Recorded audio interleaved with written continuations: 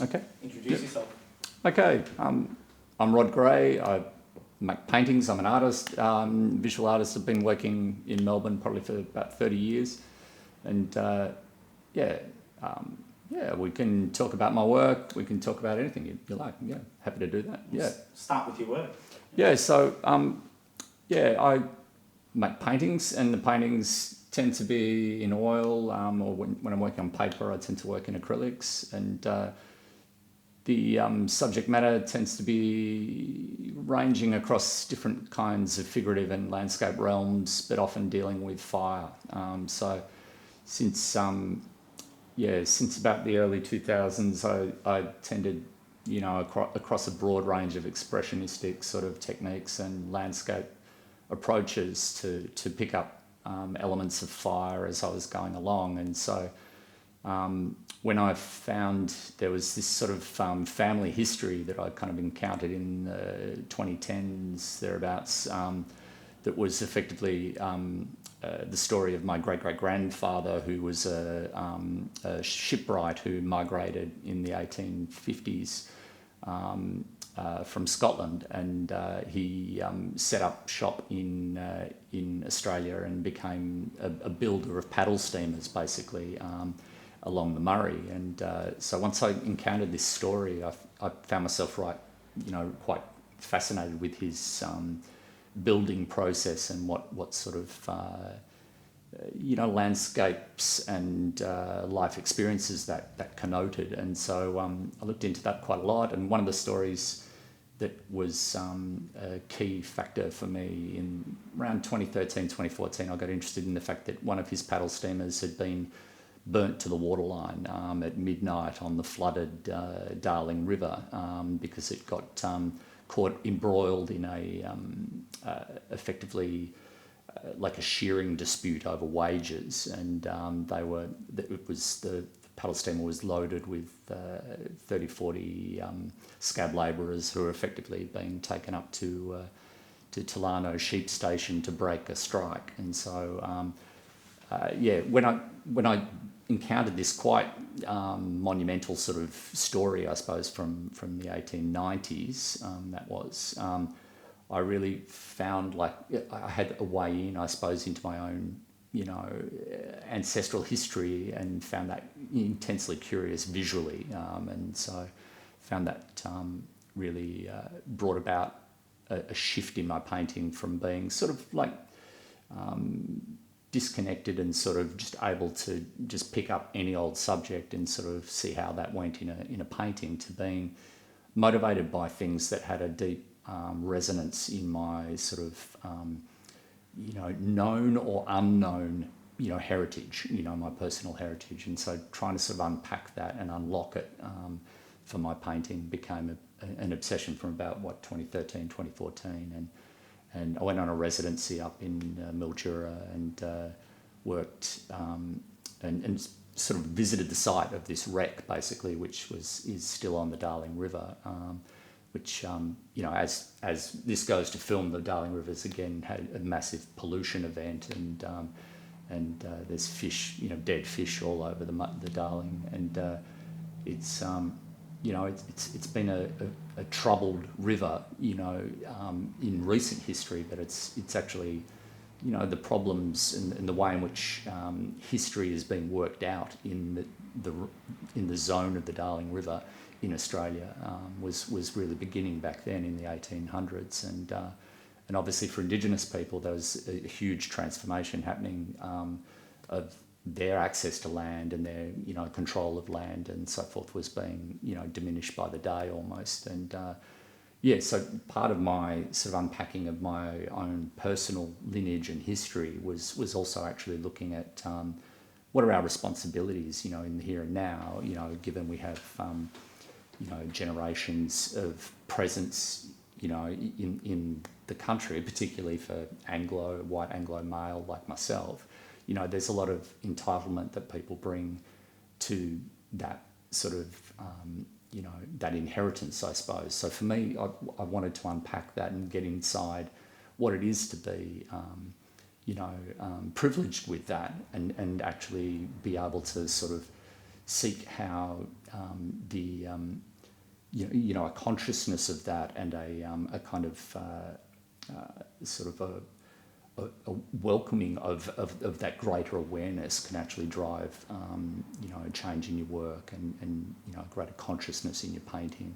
So for me, over the last 20, 30 years, it's been a process of going from being very interested in European and American painting traditions to being much more interested in what's happening in Australia, certainly in the contemporary sphere, but the key influences I think on visual art in this country are actually First Nations artists. The sort of incredible flourishing in the 80s and the sort of spreading of globally of First Nations artists was an incredible thing that unlocked my brain as I was starting to make paintings and sort of try and find my place in the world. And I felt like what was critical in that awareness was actually to come to a sort of an awareness of the greater experience of this country and the pros and cons of that.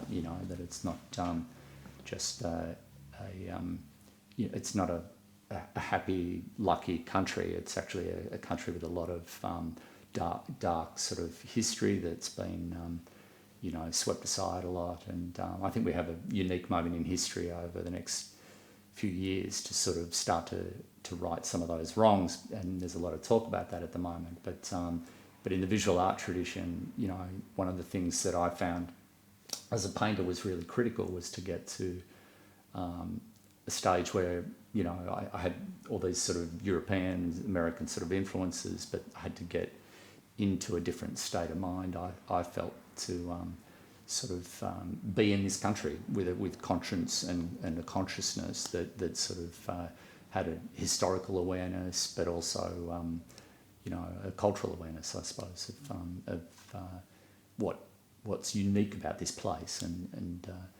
Yeah, I've always felt that painting for me has to have a sense of place, but I think a lot of people with a sense of place often, are asserting, that they want to, almost illustrate the place that they come from or the place they visited or whatever.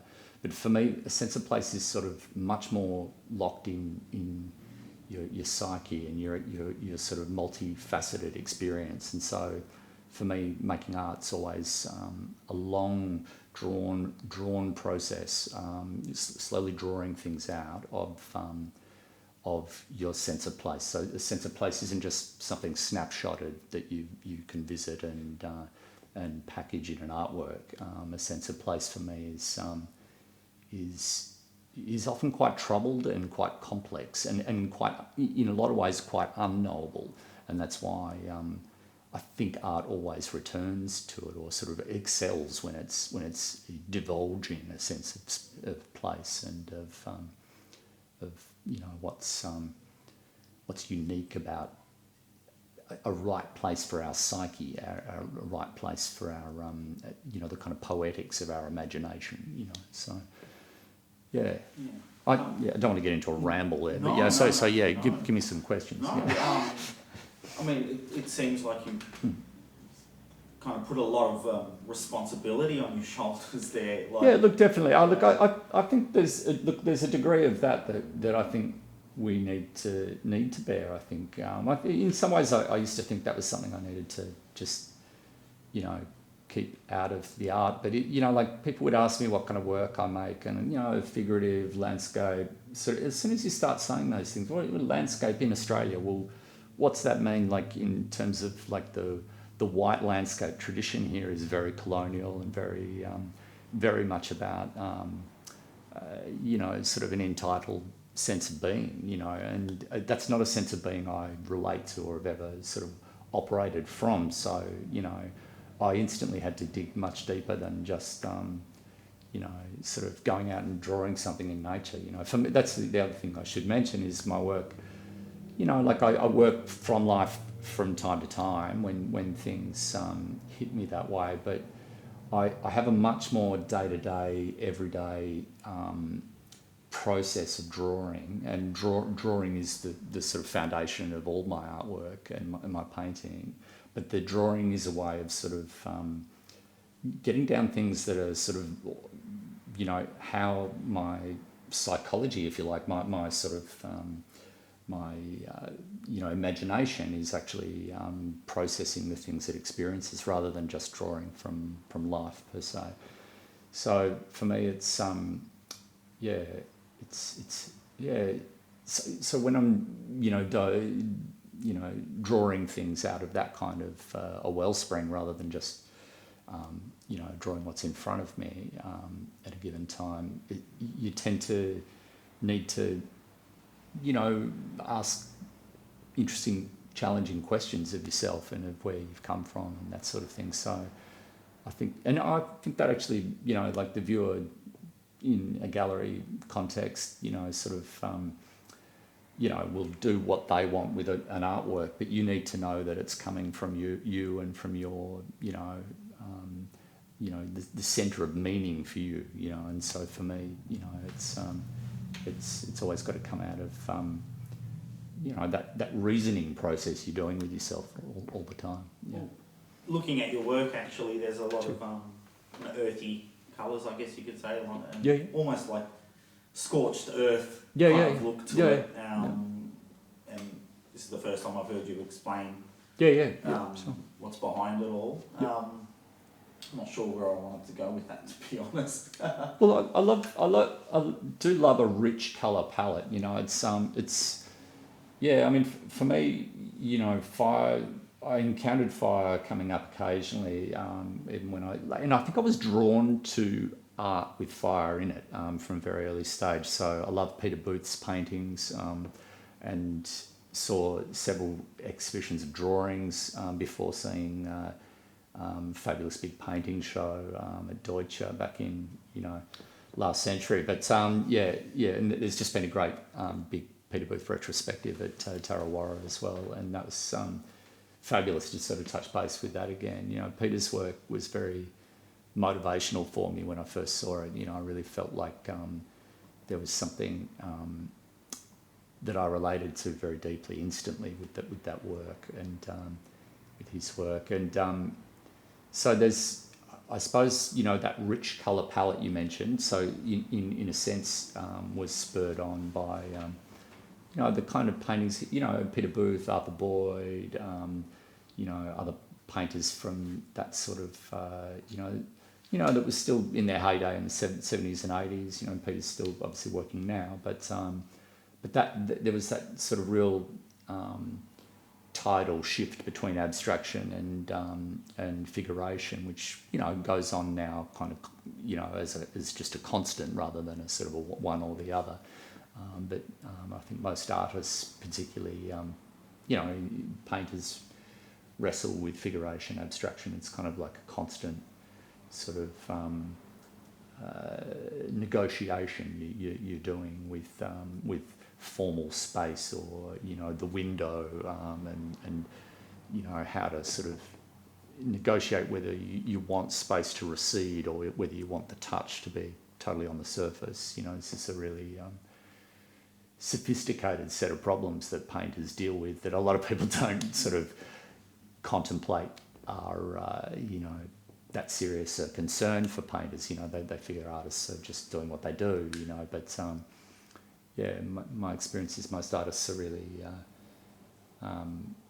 exploring their relationship to those territories anyway. And when you look at art history or certain forms of painting you like or respond to, you're immediately, whether you're conscious of it or not, you tend to be doing slight gear shifts about how to relate to things and how you respond to things in your work. So that's a big factor for me. Yeah, and so that's driven probably what you were saying about the sort of richness of the palette. I think the palette is a personal thing. It's an intuitive thing, but it often comes from I suppose you see certain painters and it sort of gives you, it's sort of an excitement to pursue something. So, seeing Goya when I was 19, over in the galleries in Europe and remember seeing a really small little painting on tin. It was like, Christ being arrested or something, and it was the most dashed off, quick little Goya painting I'd ever seen, and it's just these flecks of light and touch at the same time, so it's this incredibly abstract sort of process, but delivering a very figurative outcome, and totally all on the surface. So all the questions that contemporary art, the survival of painting, if you like, negotiates with, we're all there in that little Goya, sort of hundreds of years before that whole set of questions. So I suppose I've been fascinated by light and fire and all of the sort of expressionistic formation of all of those forms of subject matter for a long time, since I started painting. But this personal history I uncovered about my great-great-grandfather, and his boat that he'd built with his hands, and that had been working and well known by people on the Murray and the Darling for a long time, for about 20 years before it got burnt to the waterline. So this incredible moment of fire and the night and water and reflection and the landscape, the sort of if you like usurped, stolen landscape, around that was contentious, and there was this kind of whole world of economics shifting at the time too. Like Australia was kind of suddenly on its own as a colony a bit financially at that point, because England had kind of withdrawn a lot of investment. There was a global financial crisis, and so this drove this kind of completely anarchic, sort of chaotic labour dispute effectively across all of New South Wales, into Queensland, into Victoria, South Australia as well. And the basically that historical moment, was the beginning of the Labor Party in Queensland. So it sort of spurred that sort of shift in Australian consciousness into being, the whole myth of the fair go, or the pursuit at least of that idea, sort of begins at that time. But like a lot of these good outcomes in democracies, they often come from quite troubled, sort of anxious moments of, and often quite problematic, because I think the Labor Party and its adherents would look at that history and say, well, it's a proud moment. But a lot of it was driven by xenophobia and kind of, protectionism of your own wage, but also rejection of, any, like at the time, I think it was Kiwis and presumably Islander labour and so forth that was being brought into the country, and that people who were willing to work cheaper, basically. And so that kind of controversy, which obviously still boils over today, it was sort of, anyway, it's a fascinating sort of melting pot of history, So I always feel like you can't just paint a landscape in this country, without sort of being aware of some of these things. Like in some ways, to talk about that when I'm here to talk about my art's a bit sort of, distracted, I suppose. But the reality for me is that when you look at the land, I feel like you have to bring, your full consciousness to bear on it, and your awareness of its history. And if you're not aware of its history, or you don't know it, then I feel like, in a, social media, with the internet at our disposal, we just don't have the excuse anymore that I didn't know, or, that I was on, yada yada country today, or whatever, wherever you are in this country, you need to be, beginning a process every time, to try and start to learn about where you are and what's happened here, because it's like there's the there's the difficult and nasty and troubled aspects of our history, but there's also the beautiful richness of the sort of the abundance of the bush, and the sort of when it's not being logged and all the rest of it. It's an amazing place. It's not a resource. It's a place, that has been cared for so long, tens of thousands of years, you know, is it Bruce Pascoe says you might as well just say forever, you know, once you get past 30,000, 40,000, 50,000 years.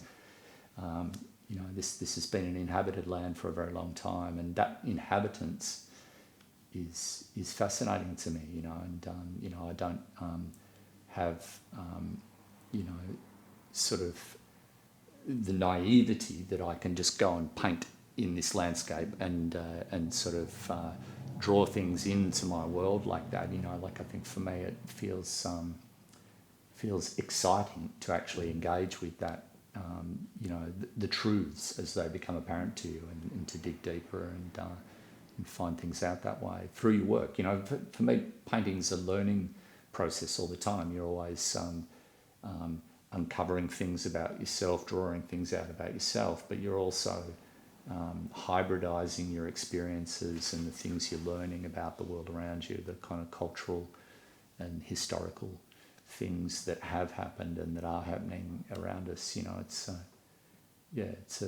a thrill to make art for that reason. You know, it helps navigate your place. And we were talking about that sense of where our careers sort of go to and come from, and, you know, successes and failures and so forth. And I think, like, you know, the key thing, the only way to keep enduring through those ups and downs is sort of always to have the excitement in the art making that comes from, you know, allowing it to draw things in, you know, that are maybe influences from other people or from things you've seen and so forth, but also things that you draw out of yourself, you know, that are, you know, revealing to you, you know, and that motivate you to keep making more. You know, I always think that's, you know, some people sort of say, oh, there's enough art in the world, or there's too much art in the world, but I sort of feel like, you know, art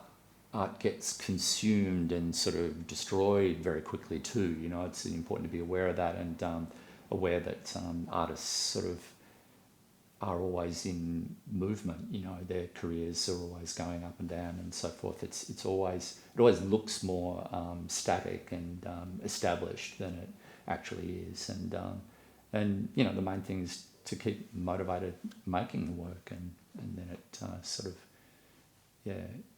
I always think that there's a really interesting, because I've worked a lot in the heritage industry as well, in museums and so forth, and it's always interesting to see what endures and survives, you know, and some things just endure and survive because of, you know, it was a rich family and they donated this and they bought that or whatever. But really, when you look, you know, hundreds of years, 200, 300, 400 years down the track, what survives will really be things that people have stayed in love with, you know. And what's interesting to me is what I suppose motivates me is making work that I know I'd want to see, you know, if I was around in 100, 200 years, you know, not just art for the now, but actually art for some sort of, from some deeper wellspring than that, I suppose. Do you think there's a place in the world for art for the now? Yeah, look, absolutely. I mean, I fully see myself as a contemporary artist and rising out of the contemporary moment. That's the way things work, I think. But I think you can also actually harbour a deeper sense and awareness of history than that often connotes. You know, I think a lot of contemporary art can be a bit dismissive of history, or not interested that much in history. And I find history compelling, and as sort of an element that I like to see sort of arrive and disappear at different times in my work, you know. So, and by history, I don't just mean my personal history or something. I'm interested in mythologies and sort of different forms of the ways in which subjects materialise, you know. And what mythology?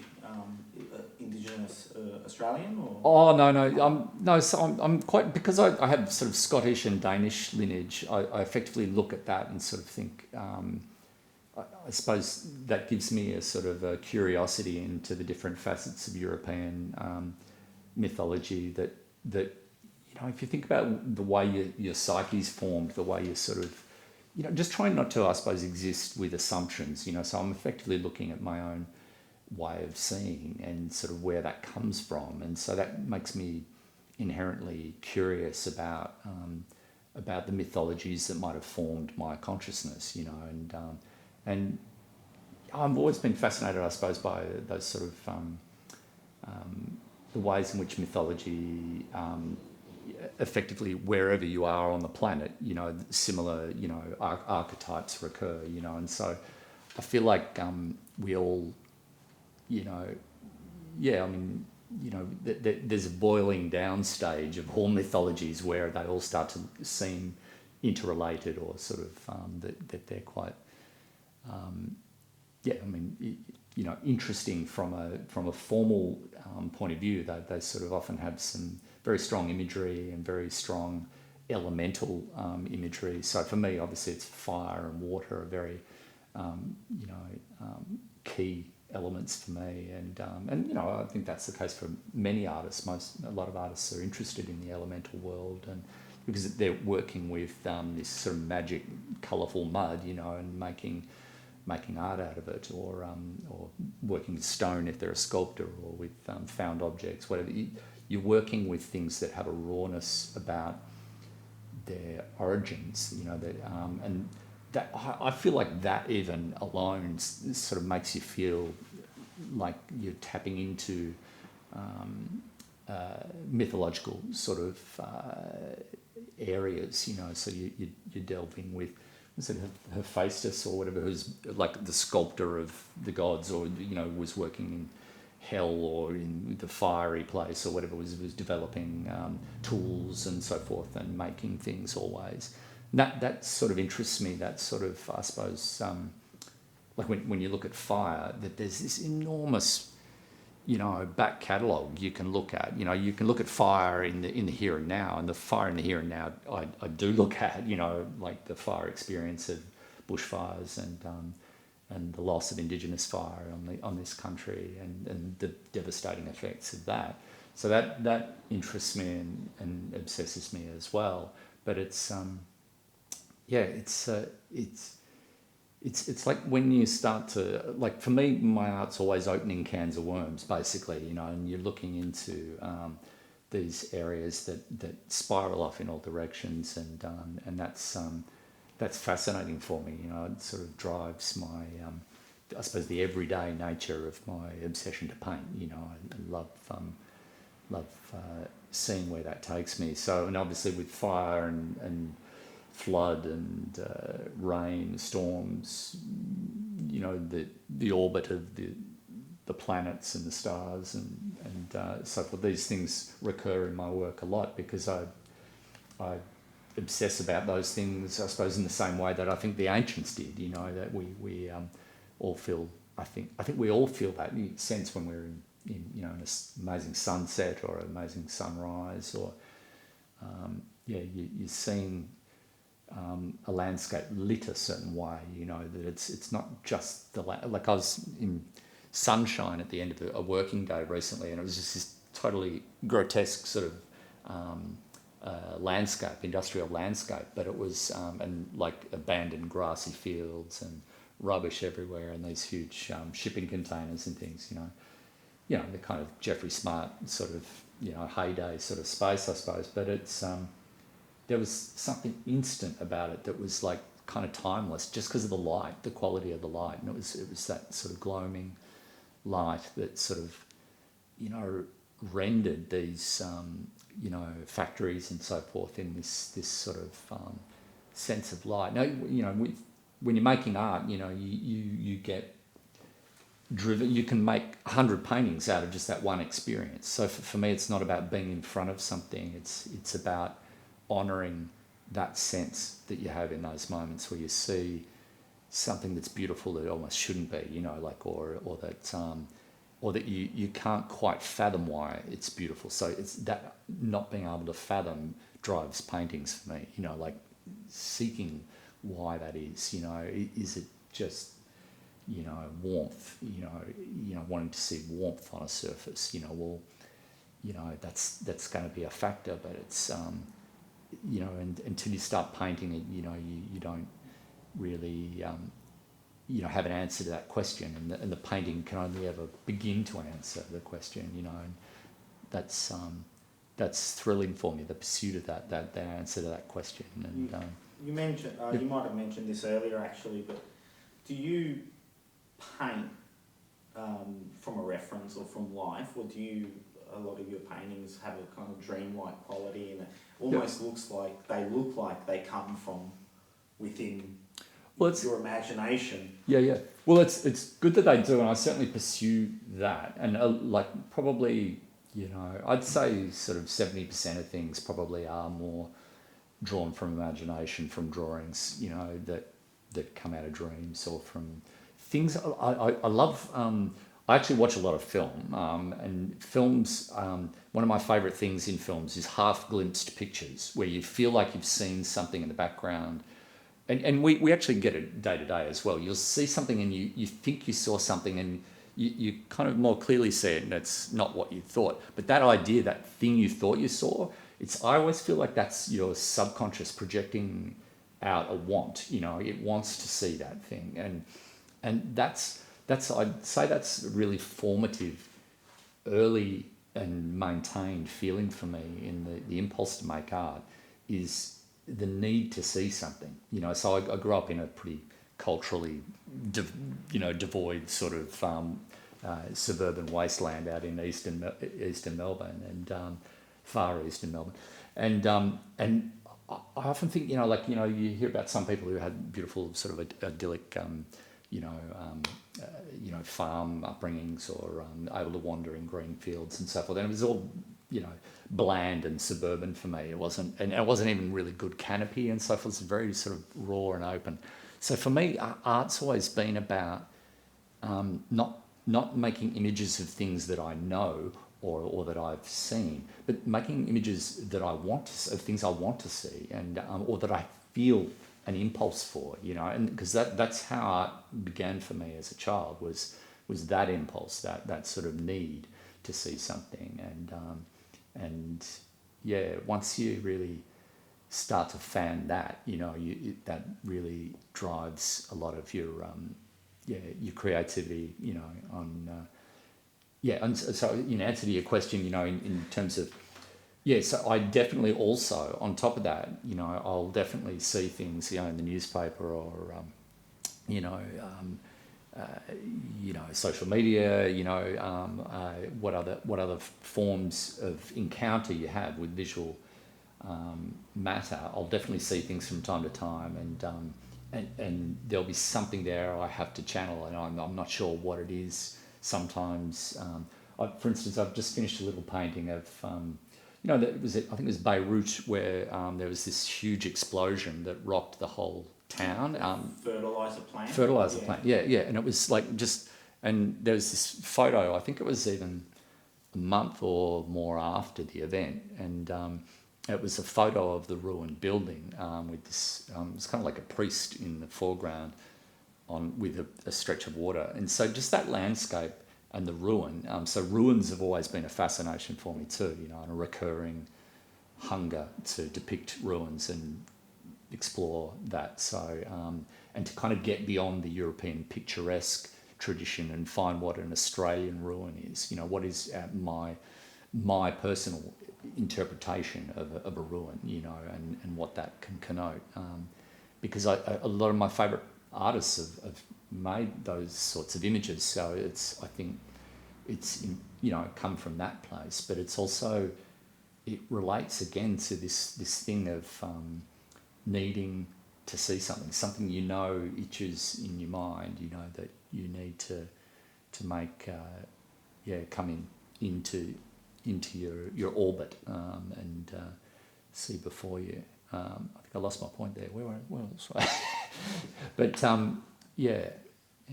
so any other questions? You mentioned you growing up. Yeah.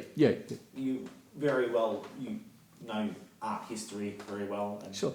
Yeah. Very culturally knowledgeable. Mm-hmm. Did you grow up like that? Were your parents artists or? Not at all. No. So that Dad was a salesman. Mum was she was like, we're a strong feminist household, and that kind of began when I was a child. Really, we weren't sort of traditionally probably that way, but Mum, became a local councillor, and so she was that's pretty advanced back in the 70s for a woman to be doing that in that sphere, and yeah.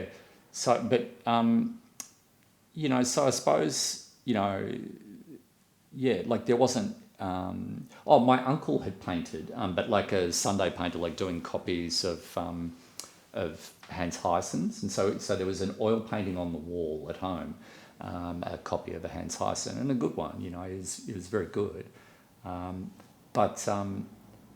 I suppose that planted the seed for sure. I could see an oil painting every day, and an impasto one for that, so that was oil painting to me, so that is oil painting to me today. That's the way we are. We get sort of imprinted, I suppose, in a certain way. But in terms of, getting a deep historical sort of awareness of art and so forth, like painting itself, it has to come from a hunger for that knowledge. And I got really hungry for it. What was that, so... Yeah, I went to a tech school. It was a very basic sort of school with very little in the way of intellectual rigour and so forth. I did a lot of painting while I was at high school. I got to make a lot of art, but it wasn't, really until I got out of that school and headed towards VCA that I was, through the sort of TAFE system at the time, I sort of got a better appraisal of history. But once I got to art school, I was totally not aware of art history at all in comparison to everyone around me, who'd had sort of more high school, sort of traditional high school art history and so forth. So for me at that point, it was like a wonderful sense, like every creative process, it was a point of crisis, and you actually have to find it within yourself to how do I, take on the knowledge I need to make the kind of work I want to make, and to engage with, like to see Goya and, how do you get from where I am in suburban Melbourne to a place where I can even think about sort of pursuing, art, that has that sort of impact, has that resonance, has that kind of, sense of not just a world, a sense of place, but almost the arcade, the sort of chaotic energy of Goya's paintings, particularly late black paintings, were an obsession for me from that time. So I was looking at ways to sort of comprehend that. And when I got to art school, everyone was quoting Shakespeare and all sorts of things I'd never encountered in my life before. And so I just read furiously, like I had to, you sort of literally either, read and kind of catch up or just, you're swimming in foreign waters otherwise, and so, yeah, for me it was a few years of very obsessive reading and getting books and not just sort of skim reading, like really trying to work out not just what this epoch in history meant or that artist meant, but what it meant for you, how to bring that home to my work and make it connect. And so for me, so obsessed by Goya, then suddenly we start to be in this, so tracking forward, 20 years into the much anticipated and known about awful fire of 2019, 2020, right? In the fires that just covered not just this country and destroyed so much forest, but the way in which that smoke went right around the planet 4 times over, right, and made the whole planet sick, right, and then there was COVID, and maybe they're completely separate events, maybe not, I don't know, but that sense in which the natural world and our responsibilities in it and the fact that we need to know it much better than we do, that kind of crisis of knowledge of the land is something for me that, you know, I looked in vain. I thought, oh, Goya lived in this time where there was this kind of, you know, it was the Napoleonic era and so forth, and you know, there's all this terrible violence and very needing to respond. An artist needed to respond then. And when I was growing up, I sort of wondered whether there was any need to respond to things. You know, it sort of seemed like pretty idyllic times in the 90s sort of thing when I was sort of straight out of art school, and everything looked pretty fine. So I was very interested in ruins and so forth there, and I was looking backwards in history and so forth. But it wasn't until the early 2000s I started to connect to the urgencies of our country in particular, our world in general, but the urgencies of a consciousness of landscape that's not about just setting up an easel and painting something. It's about sort of, you know, going through the crisis of what does it mean to be in this place and know aspects of it or not know, and you know what that connotes and so forth as well. But art school. Yep. You know, you would have been exposed to other forms of art making then. Yep. So what made you settle on? Yeah, look, absolutely. I'd sort of emphasise that so I finished in so I was 89 to 91. So when I came out in 92, it was effectively, I mean, like the experience was very siloed while we were in there. You know, you tended to be painters, sculptors, what have you.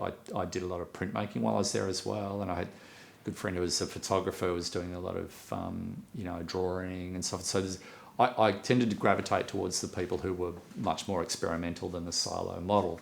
But even a year or two afterwards, it was very apparent that that multimedia was the catchphrase of the day, and so it was very interesting, I suppose, sort of trying to furiously grab this difficult thing to grab, painting, and I loved making monotype prints as well, but to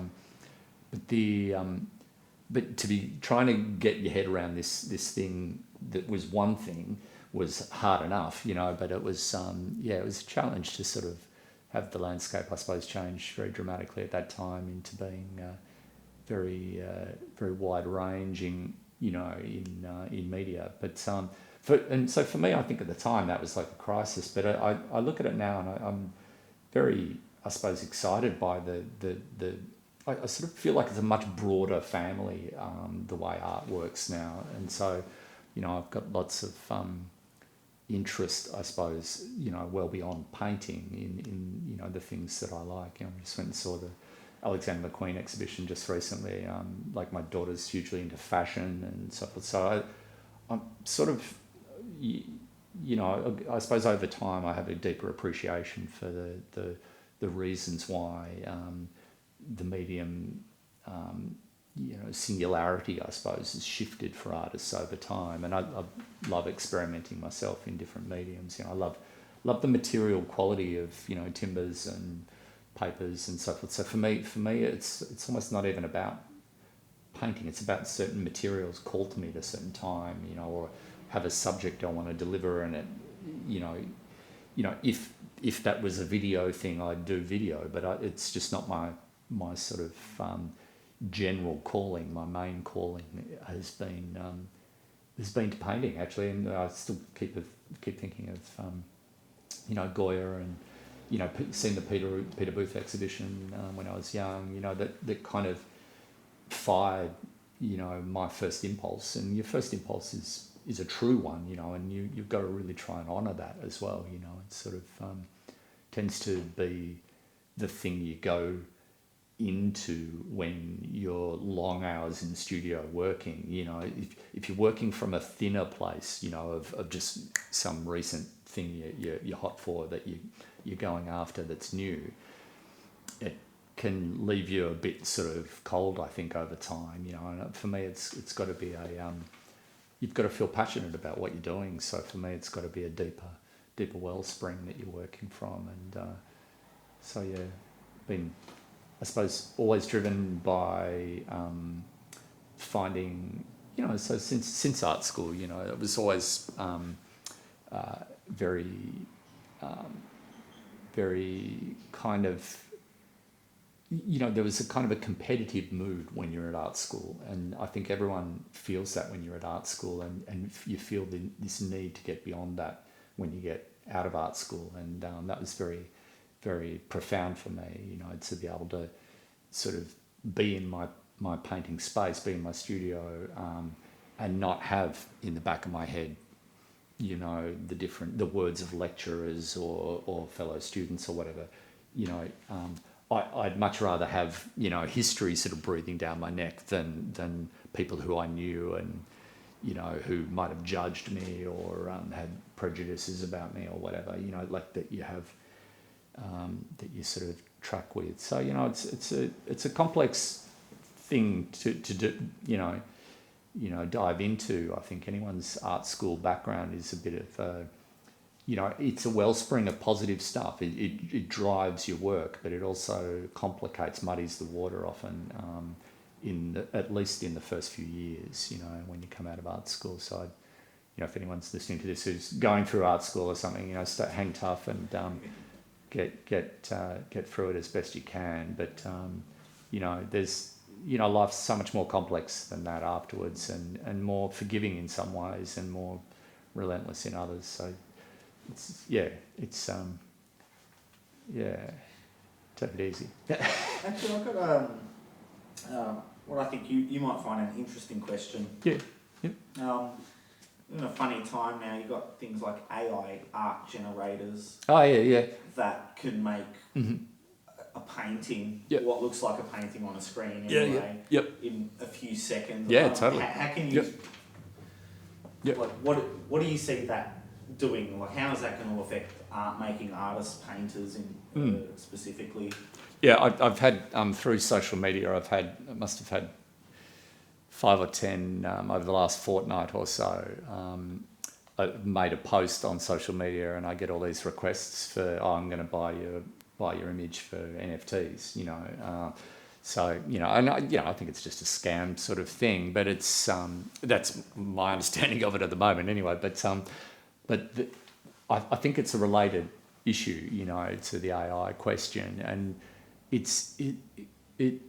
strikes to something that pre-existed all those questions for me. So going back to art school and getting my head around Andy Warhol and the age of reproduction, if you like, and I think a lot of my formative feelings about my my output came from from my creativity, came from a sense of seeing painting as something for me as being something that was about making unique things. So the idea of reproducing them was always a thing that definitely perplexed me, I suppose, as a it was like the opposite to what motivated me to make the thing in the first place was to duplicate it.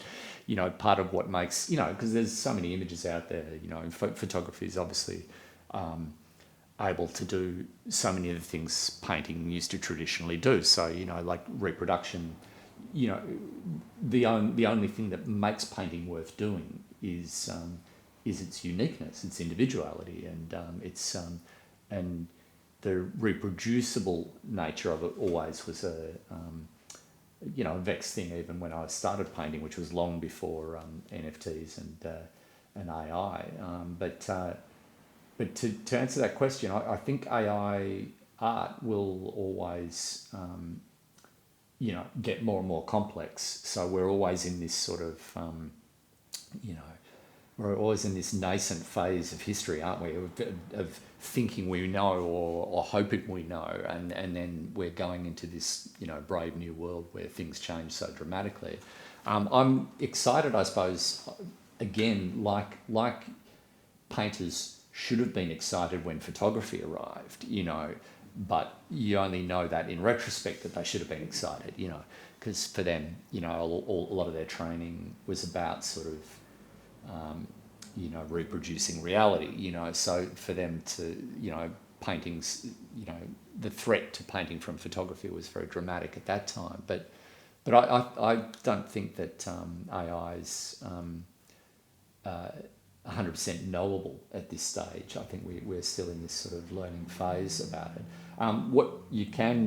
What I can say is that, you know, like if you put my name and my art into a database and sort of, you'd be able to, from my understanding now, you'd be able to make a Rod Gray, you know, get a Rod Gray painted. But yeah, and you know, and there'll be people that will get into that and will buy that stuff as well, you know.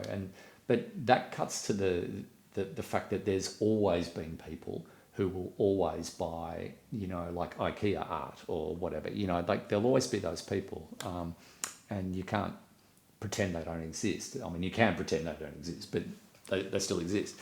But I think, you know, by and large, you know, there's always a finite number of quality, of collectors who are pursuing quality and seeking it. And those collectors are generally, you know, sometimes they're very educated about what they're buying, and sometimes they're buying just on instinct. But either way, they're often very, very aware of the unique qualities of an artist's output, and that's what is attracting them as much as the subject matter or the medium. You know, is they're looking for that sort of, you know, the sort of experience you get from a unique work of art. You know, and you know, I'm not saying you can get a unique experience from a poster, right? You know, like from a music poster or whatever. You know, that can also happen, but you know, there is something, and it's nebulous. It's quite, you know, ephemeral. It's the quality of a made painting that is, you know, bears some degree of the experience of the artist's life and their approach to things, the way they see things. But I always think it's even more than that. It's something more mercurial and quite hard to pin down, because it's then about what connects to that person that makes them want to buy it or collect it. It's something locks in, and I've seen it. You know, I don't sell an enormous amount of work, but when I sell things, I know that, and that's been a really rewarding thing in recent years, is seeing that it's connecting with people who are, you know, incredibly in the moment and very conscious of what they're buying, you know, and that's always incredibly uplifting for an artist to get that kind of feedback loop, if you like, of you know, they know how made the work is, and that where it's coming from. That there's a lot of questions still. There's a lot of unresolved things about the work, but that's why they're buying it, because they want to sort of have those things, you know, percolate over time in their own experience. So the process is important to the artist and to the person buying it. Well, that's right. Yeah, absolutely. Yeah, because I mean that's the other thing. I think artists feel like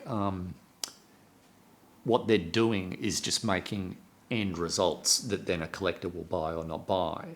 But I think artists, I've come to this over time myself, is an awareness of the fact that your art, your career, career is such a boiled down idea of things. Your actual approach as an artist, your what motivates you, all of that is what, you know, is what people actually buy in the end. They actually are aware of that sort of, it seeps through what you're doing and the choices you've made, you know. And when you talk about the palette, my palette, and so all of the things that drive all of that is what people respond to. And so I think we're very harsh on ourselves, I think, artists.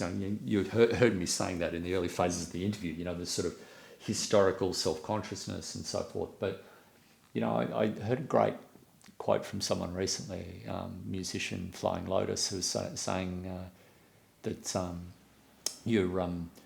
you know, that self-consciousness is the enemy of creativity. And I sort of, I felt like, that was a wonderful distillation of things I've heard so many artists say over the years, but that's it in a nutshell, and if you don't,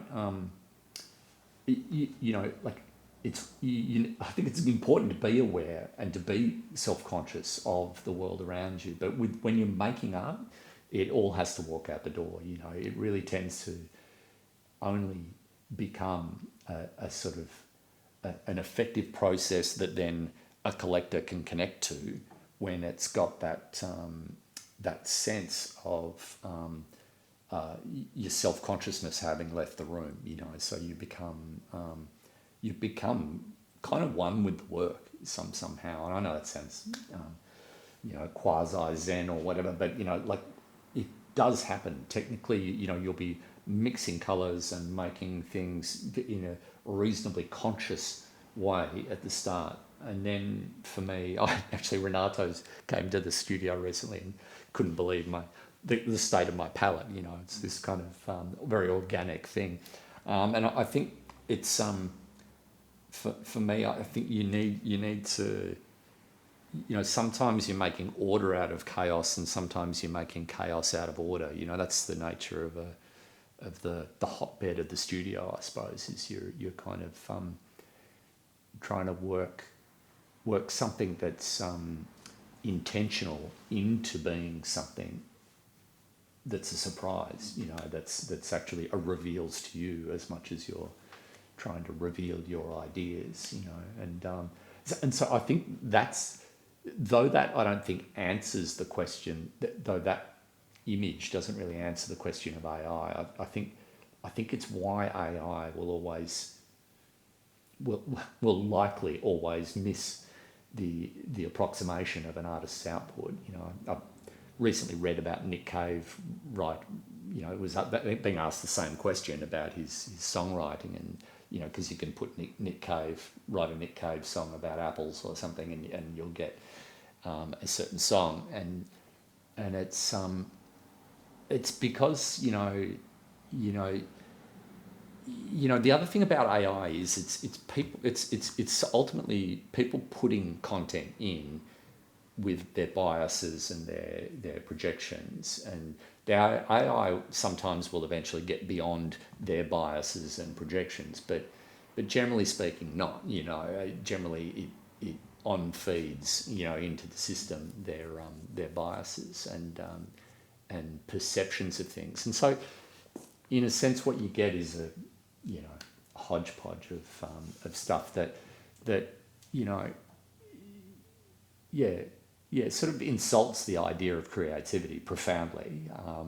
I think that's the basis, the base response I'd give to any assessment of AI is that it's why not use that technological advance, that leap that technology could give us for doing something other than trying to sort of out-compete someone who's doing something unique. Like it could be doing something that's deployed for much more, wholesome, output, and you're doing its own creativity, hopefully that answers that. Anyway. I think it does, but yeah. Unfortunately, I want to keep talking, but all right, we've had technical. Oh, was it? Yeah. We're still recording, but yeah.